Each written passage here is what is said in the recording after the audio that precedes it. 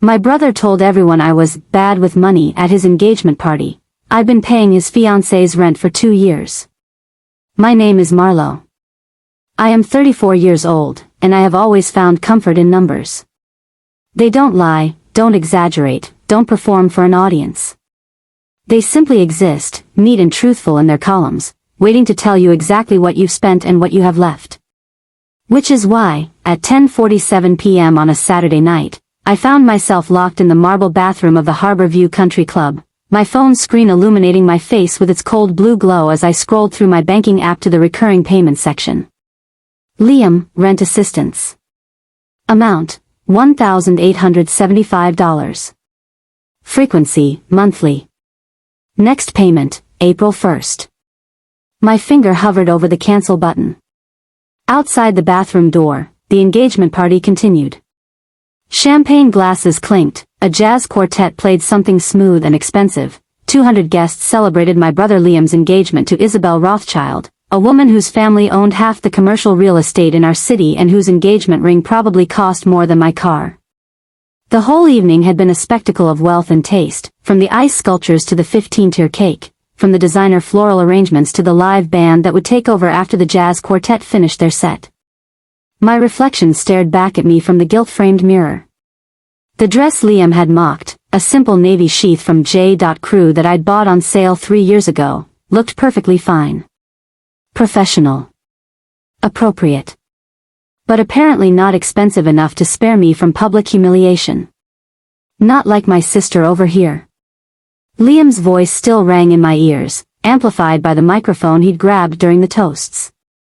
Seriously, folks, Marlowe still balances her checkbook. I think her dress is from, what, the 1990s?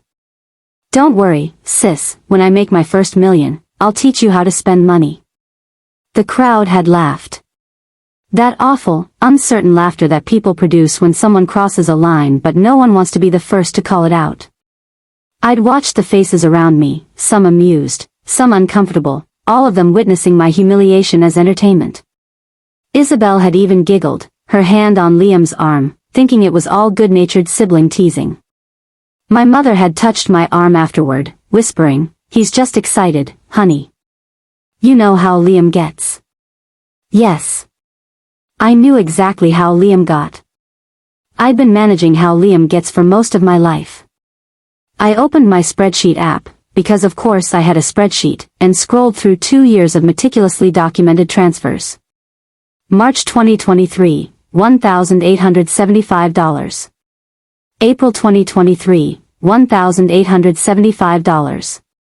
May 2023, $1,875.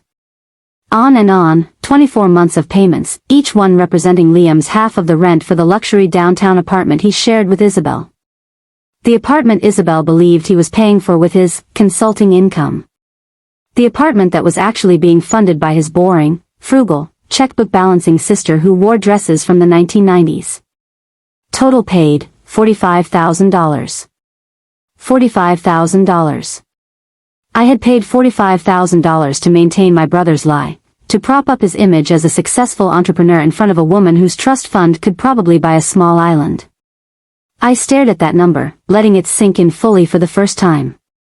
$45,000 was a down payment on a house. It was a new car. It was 2 years of never saying yes when my friends invited me on weekend trips because I couldn't afford it. It was 100 skipped dinners out, 1,000 small denials, an endless series of maybe next time, while I transferred nearly $2,000 a month to my ungrateful brother. I pressed cancel on the recurring payment. Then I went back and canceled the backup payment I'd set up in case the first one failed. A wave of calm washed over me, as clean and clear as a perfectly balanced ledger. For the first time in 2 years, I felt the weight lift. The constant anxiety about whether Liam would ever start paying me back, the gnawing resentment every time I passed something I wanted but didn't buy because I was funneling money to my brother, all of it evaporated in the sterile glow of my phone screen. My hands weren't even shaking. I felt steady, certain, and strangely light. I straightened my 1990s dress, reapplied my drugstore lipstick, and walked back out into the party.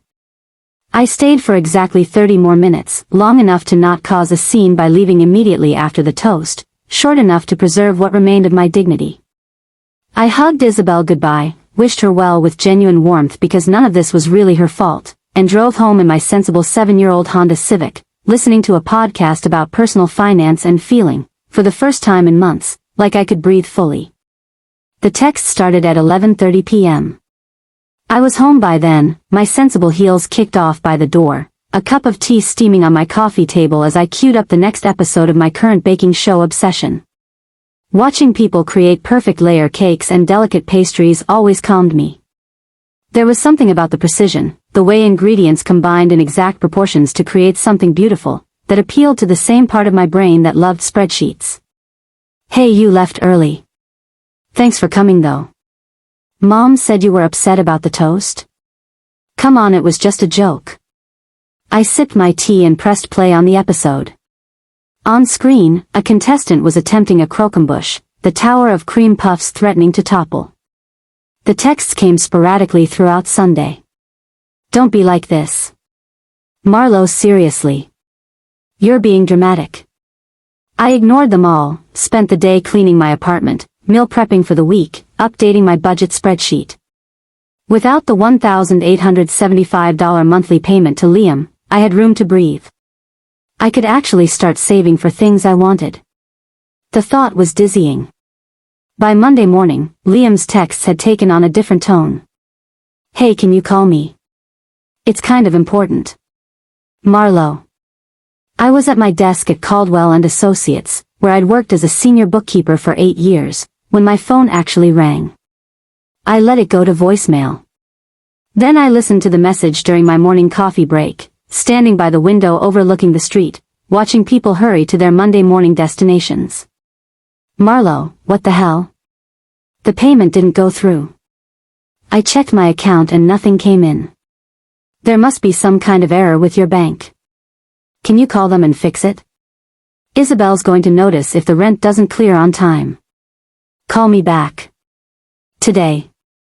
I deleted the voicemail and returned to my work, finding deep satisfaction in reconciling a client's accounts receivable.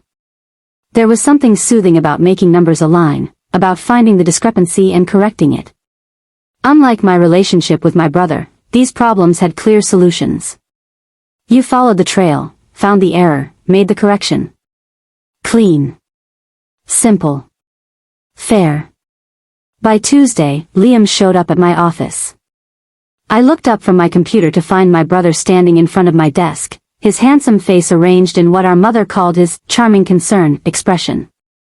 Liam had always been good-looking, blessed with the kind of easy charisma that made people want to help him, believe him, give him just one more chance. He was wearing an expensive suit, purchased, no doubt, with money from the consulting contracts he constantly mentioned but never seemed to actually complete.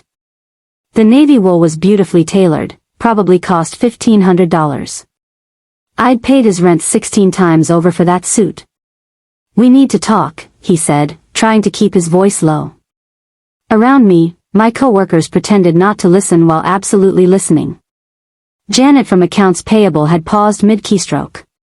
Tom from the next cubicle had gone suspiciously quiet. I felt my face flush with embarrassment, another public moment courtesy of my brother. I'm working, I replied, my tone as neutral as a bank statement. The payment didn't go through. I know. So you'll fix it? No. Liam's expression flickered, confusion, then irritation, then something that might have been actual alarm. He glanced around at my coworkers, seemed to realize we had an audience, and lowered his voice even further. What do you mean, no? I saved my work, closed my laptop, and looked at my brother directly for the first time since he'd walked in. I mean, I canceled the payments. All of them. I'm done. You can't be done. Marlowe, this isn't funny. I agree. It's not funny at all. $45,000 isn't funny. Being mocked in front of 200 people by someone I've been supporting for 2 years isn't funny. None of this is funny, Liam. His face went white. For a moment, I saw genuine fear in his eyes. Not fear of losing me as a sister, not remorse for what he'd said or done, but fear of being exposed.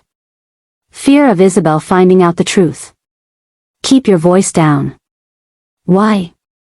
Are you worried someone might find out that your sister, you know, the boring one who can't manage money, has been paying your rent for 2 years? I'll pay you back. You know I will. The consulting business is finally taking off, I just need a few more months to. Liam. My voice was quiet but carried the weight of 24 months of excuses, of just one more month, and the big contract is coming through any day now, and you know I'm good for it. I'm ending it over $45,000. What? That's what you said at the party, remember? When you told that story about Dad lending you money for your first car? You said he was so uptight, ending their whole relationship over $400. You said you'd never be that petty. I stood up, gathering my purse. Well, I'm ending it over $45,000. I guess that makes me 112.5 times more petty than Dad. I walked past him toward the exit, throwing over my shoulder, I'm taking my lunch break. Please don't be here when I get back. I didn't go back for an hour. I walked to the park 2 blocks away, sat on a bench, and ate the lunch I'd packed while watching pigeons fight over a discarded sandwich. My hands were shaking now, the adrenaline catching up with me. I'd actually done it. I'd said no to Liam, in public, where he couldn't charm or manipulate or guilt me into changing my mind. When I returned to the office, he was gone. My mother called that evening. I was making dinner, a simple pasta with vegetables, because I'd learned long ago that cooking at home saved money and usually tasted better anyway, when my phone lit up with "Mom" on the caller ID. I considered not answering, but that would only delay the inevitable. My mother had a way of persisting until she got what she wanted. Marlowe Jean Morrison, what is going on? Liam is beside himself. I stirred the pasta, watching the water bubble around the edges. I'm sure he is. He said you cut him off. After everything you two have been through together. After I raised you to always support family. Mom, do you have any idea how much money I've given Liam over the past 2 years? He said it was just a little help here and there. Everyone needs help sometimes, Marlowe. That's what family does. When your cousin Sarah needed money for her security deposit, we all chipped in. When your Uncle Frank lost his job, we helped with groceries. That's what families do. $45,000. Silence on the other end of the line. I could hear my mother's breathing, could almost see her sitting in her favorite chair in the living room, the cordless phone pressed to her ear, trying to process the number. I waited, giving her time to absorb it. Mom? That can't be right. Marlowe, that's not possible. I have a spreadsheet. Every payment, every date, every amount. Would you like me to email it to you? Marlowe, honey, you have to understand. Liam is finally happy. Isabelle is wonderful, her family is so accomplished, this could be his chance to really make something of himself. How could you be so cruel? He's your only brother. Don't you want him to be successful? Don't you want him to have the same chances everyone else has? There it was. The same refrain I'd heard my whole life whenever Liam's charm offensive failed and he needed someone to clean up his mess. When he'd crashed Dad's truck at 17 and I'd taken the blame so he wouldn't lose his license before college. When he'd borrowed $2,000 for business expenses that turned out to be a trip to Vegas with his friends. When he'd promised to help with our grandmother's medical bills and then disappeared for 3 months. Always, I was expected to understand, to forgive, to enable. Always, Liam's happiness and success were more important than my own. I set down my wooden spoon with careful precision. Mom, did Liam tell you why I was giving him money? He said you were helping him out with some temporary cash flow issues. That's what families do. We support each other through difficult times. He's been lying to Isabelle about having money. He convinced her he could afford that apartment on Riverside, you know, the one with the doorman and the rooftop terrace? $3,000 a month for rent. He's been performing this whole charade of success, taking her to expensive restaurants, buying designer clothes, living a lifestyle he can't afford, and I've been funding it.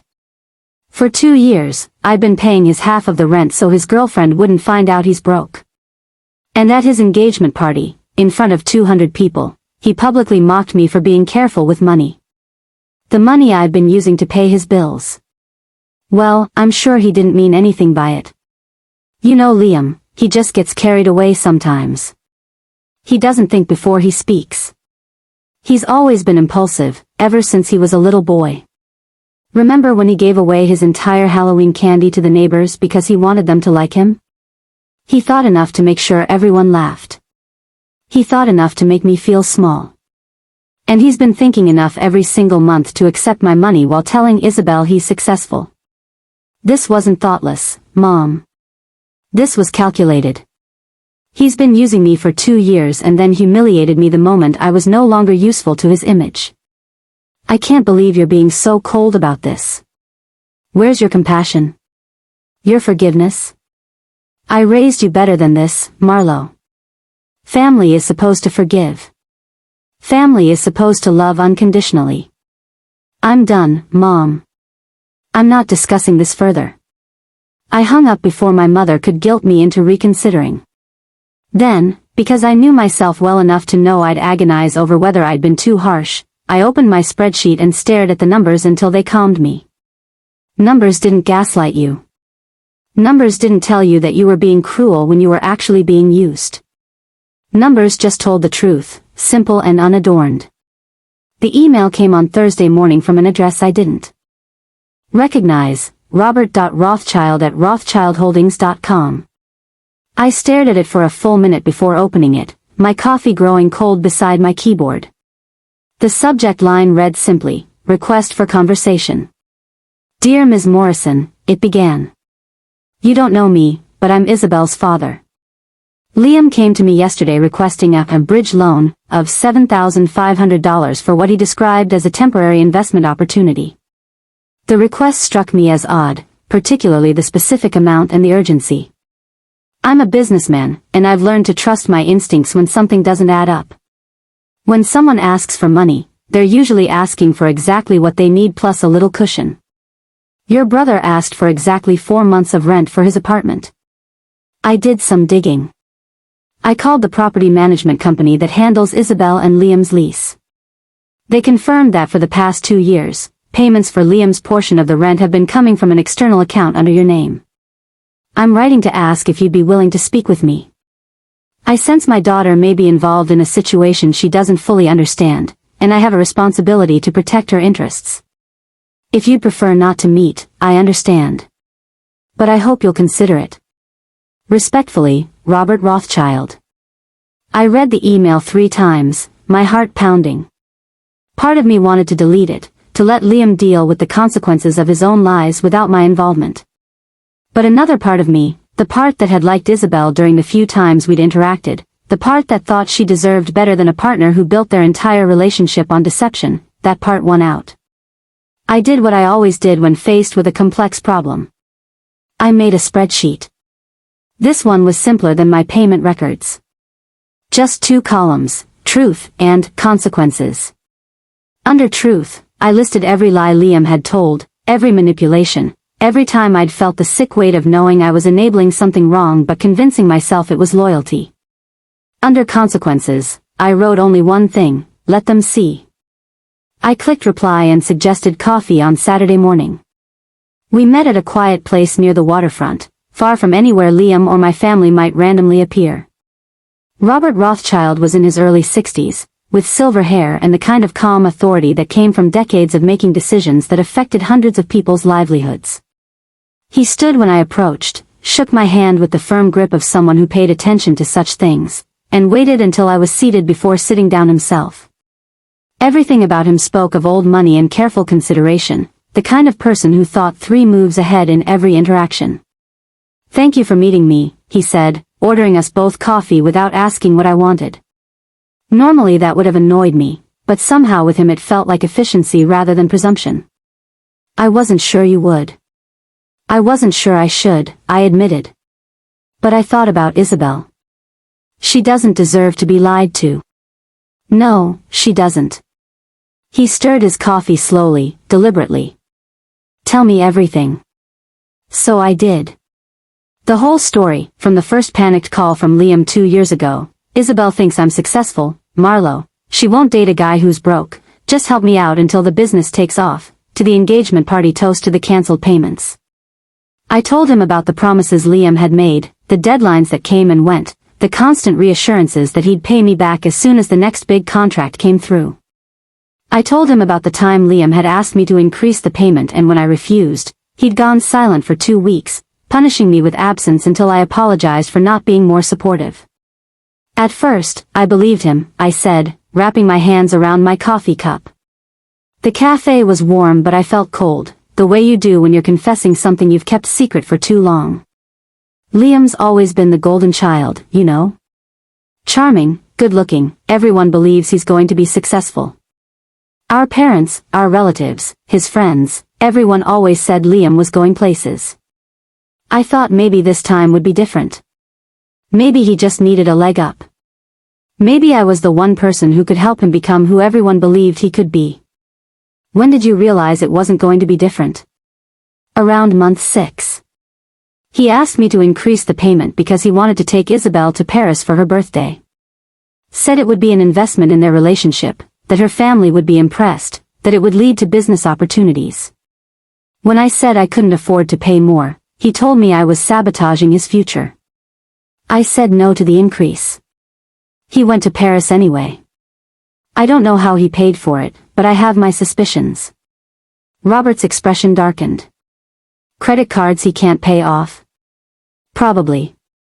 Or he borrowed from someone else. Liam's always been good at finding people to bail him out. He has this way of making you feel like you're investing in something important, like you're the hero of his story. And then when it doesn't work out, when he needs more money or more time or more grace, he makes you feel like you're the one who failed him. That's called manipulation, Ms. Morrison. I know that now. When I finished the whole story, Robert sat back in his chair, his expression unreadable in the way of people who'd spent decades negotiating high-stakes deals and learned to keep their reactions carefully controlled. You have documentation of all this? A spreadsheet. With dates, amounts, bank records if needed. May I see it? I pulled up the file on my phone and handed it to him. I watched his eyes move down the screen, taking in 2 years of $1,875 payments, month after month after month. When he reached the total, $45,000, his jaw tightened almost imperceptibly. It was the only sign of emotion he'd shown since I started talking. My daughter doesn't know. No. I don't think she has any idea. She's been under the impression that Liam is a successful consultant. That he comes from a family of... He paused, choosing his words carefully, modest but stable means. That he's building something real with his business. She talks about him constantly. His work ethic, his ambition, his drive. She admires him. The irony wasn't lost on me. Isabelle admired Liam for qualities he'd only been able to fake because I'd been funding the illusion. Our family is modest and stable. We're not wealthy, but we're not poor. Our dad is a retired postal worker. Our mom manages a dental office. We had good childhoods, went to decent schools, had family vacations and music lessons and everything we needed. Liam just wanted to seem like more than he was. He wanted to be the kind of man who could date someone like Isabelle without feeling inferior. And I wanted to help him. I wanted to believe that if I just supported him enough, he'd become the person everyone always said he could be. And you wanted to help your brother. I wanted to protect him. I felt the familiar twist of guilt and resentment, that toxic combination I'd been carrying for 2 years like a stone in my chest. When we were kids, I was always the one covering for him. Taking the blame, helping him with homework, lending him money from my babysitting jobs. Mom always said that's what big sisters do, even though Liam is actually 2 years older than me. It was just what I did. It became my role in the family. Marlowe fixes things. Marlowe is responsible. Marlowe takes care of Liam. But somewhere along the way, protection became enabling. And enabling became being taken advantage of. And I didn't know how to stop without feeling like I was betraying him. Without feeling like I was the bad guy. Until he humiliated you in front of 200 people. Until he made it very clear that my sacrifice meant nothing to him. That I was just a joke, a cautionary tale about being too careful with money. The money I was giving him. And everyone laughed. My mother laughed. My cousins laughed. Isabelle laughed. I stood there in my 3-year-old dress that I bought on sale, the dress I bought because I was trying to save money to help my brother, and everyone laughed at me. Robert was quiet for a moment, his fingers drumming lightly on the table. Outside the window, a young couple walked by hand in hand, laughing about something.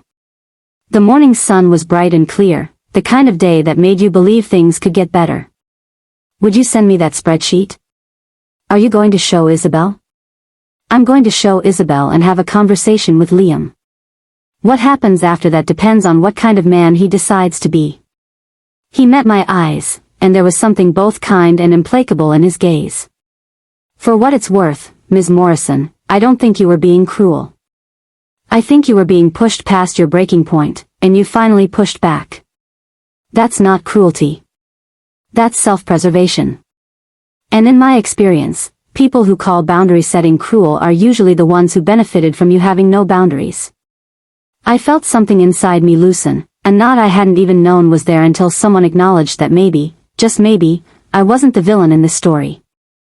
I sent him the spreadsheet right there, watching the email whoosh away into the digital ether, carrying with it 2 years of secret keeping and silent suffering. The fallout was spectacular. Isabelle called off the engagement 3 days later.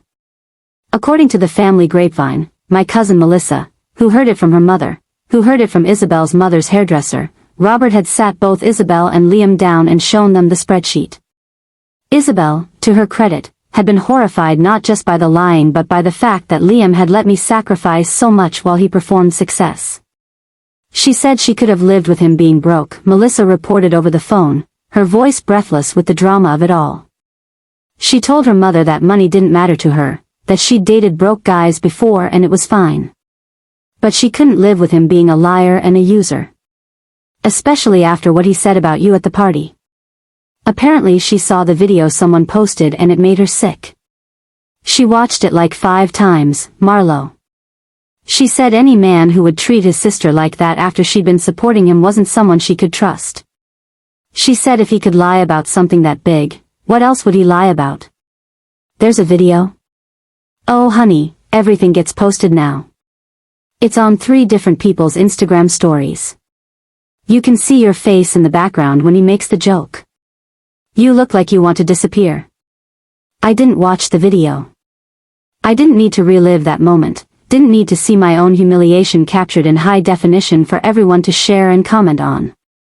The memory was vivid enough. Liam left me a voicemail that night, his voice raw with fury and something that might have been panic. I hope you're happy. You destroyed my relationship. You destroyed my future. All because you couldn't take a joke. All because you're so petty and bitter that you had to go running to Isabelle's father with your little spreadsheet. You know what? You're exactly what I said you were. Boring. Small. Petty. Vindictive. And now you're going to be alone because no one wants to be around someone who keeps score like you do. I hope your numbers keep you warm at night, Marlowe. Don't ever contact me again. I saved the voicemail. Not because it hurt, though it did, in the way that family can always find the softest places to land their blows, but because it was evidence. Evidence that I'd made the right choice. Evidence that Liam had never valued me for anything other than what I could give him. Evidence that the brother I'd been trying to protect didn't actually exist. My mother called again 2 days later, this time in tears. Your father and I saw the spreadsheet. Robert sent it to us. He said we deserved to know what had been happening. Marlowe, why didn't you tell us? Would you have believed me? Or would you have told me I was being dramatic, that Liam didn't mean anything by it, that I should be more supportive?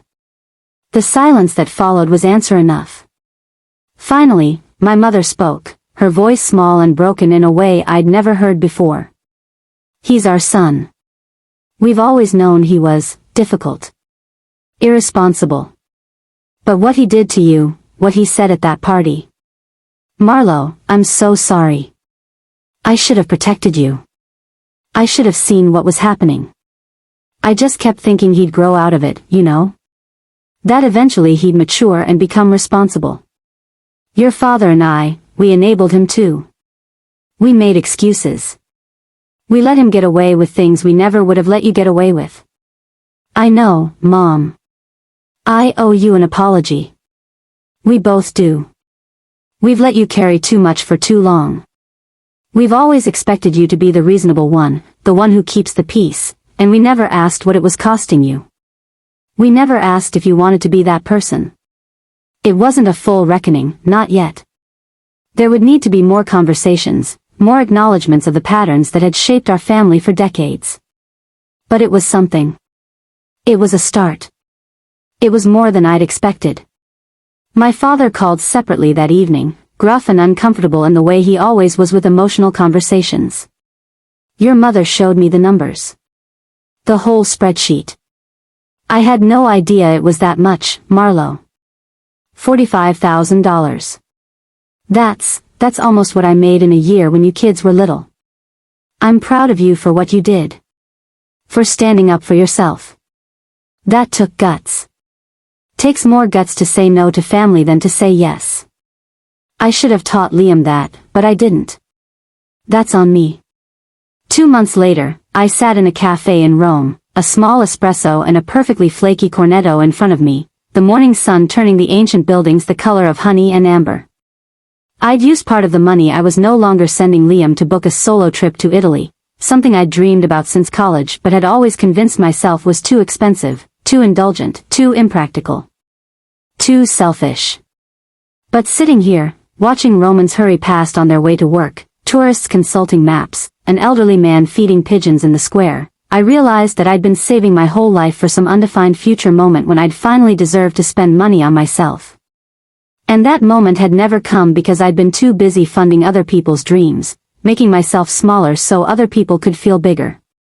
My phone buzzed with a notification. A Venmo payment. From Liam. For $250, with the note, payment plan, 180 months, starting now. I did the math automatically, the way I always did. 180 months. 15 years. He'd be 51 years old before he finished paying me back, assuming he never missed a payment. I wouldn't hold my breath. But the fact that he was trying meant something. Not forgiveness, not yet, maybe not ever. But acknowledgement. A recognition that what he'd taken had value, that what he'd done had consequences, that I was more than just a safety net for his failures. I put my phone away and took a bite of my cornetto, savoring the sweetness of almond paste and the buttercrisp pastry. The line between helping and being used isn't drawn with money, I thought. It's drawn with respect. And I had finally learned to cash that check. I finished my breakfast, left exact change on the table out of habit, and stepped out into the Roman morning, ready to spend the day getting wonderfully, gloriously lost in a city where nobody knew me as the boring sister, the careful one, the woman who still balanced her checkbook.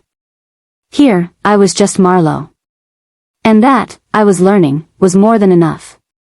Please like, comment, and share. If this is your first time watching my video, don't forget to subscribe to my channel so you'll be notified whenever I post a new story.